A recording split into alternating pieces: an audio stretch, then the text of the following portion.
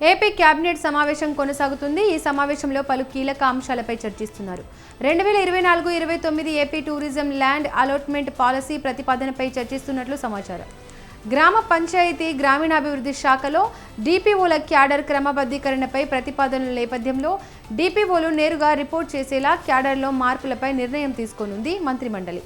అలాగే పౌర సేవలు నేరుగా ప్రజలకి అందేలా ప్రతిపాదనలపై చర్చిస్తున్నట్లు తెలుస్తోంది.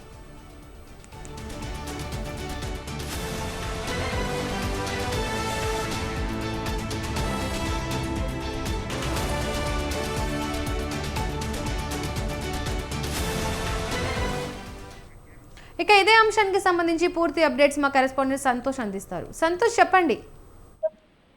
సీఎం చంద్రబాబు నాయుడు అధ్యక్షతన ఏపీ కేబినెట్ సమావేశం అనేది కూడా కొనసాగుతోంది. కొన్ని కీలకమైనటువంటి అంశాలపై కూడా ప్రతిపాదించి కొన్ని నిర్ణయాలు అనేది కూడా తీసుకున్నట్టు కూడా తెలుస్తోంది. ముఖ్యంగా ఏదైతే కళ్ళు గీత కులాల మధ్య దుకాణాలకు సంబంధించినటువంటి ఉన్నాయో వాటిలో కూడా 20 కులాల వారికి 4 షాపులు కేటాయిస్తూ ప్రతిపాదనలు అనేది కూడా చేయడం జరిగింది. అదేవిధంగా 2024-29 AP tourism land allotment policy ప్రతిపాదనలపై కూడా చర్చలు జరిగినట్టు కూడా తెలుస్తోంది. ఇక ప్రధానంగా ఏదైతే పంచాయతీరాజ్ గ్రామీణాభివృద్ధి శాఖలో డిపిఓల క్యాడర్ క్రమబద్ధీకరణపై కూడా ప్రతిపాదన జరిగినట్టు కూడా తెలుస్తోంది. అదేవిధంగా ఈ యొక్క డిపిఓలు నేరుగా రిపోర్ట్ చేసేలాగా ఒక క్యాడర్ లో సమూలమైనటువంటి మార్పులపై కూడా నిర్ణయం తీసుకున్నట్టు కూడా తెలుస్తోంది. అదేవిధంగా పౌర సేవలు నేరుగా ఇటు ప్రజలకు అందేలాగా చూడాలని కూడా ప్రతిపాదనలు అందించినట్టు కూడా తెలుస్తోంది. ఇక అదేవిధంగా ఇక ప్రైవేట్ వర్సిటీలకు సంబంధించి 2025 ఉన్నత విద్యాశాఖ ప్రతిపాదనపై కూడా చర్చ జరిగినట్టు కూడా తెలుస్తోంది. ఇక ప్రధానమైనటువంటి ఇది అసెంబ్లీలో సైతం కూడా జరిగినటువంటి వైద్య ఆరోగ్య శాఖ ప్రతిపాదనలపై కూడా కొన్ని కీలకమైనటువంటి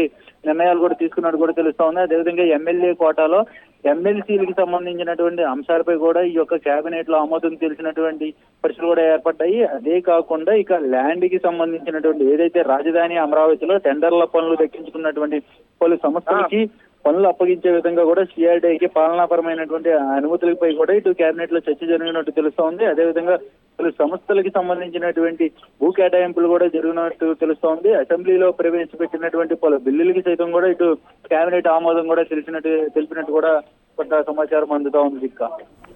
థ్యాంక్ యూ సంతోష్.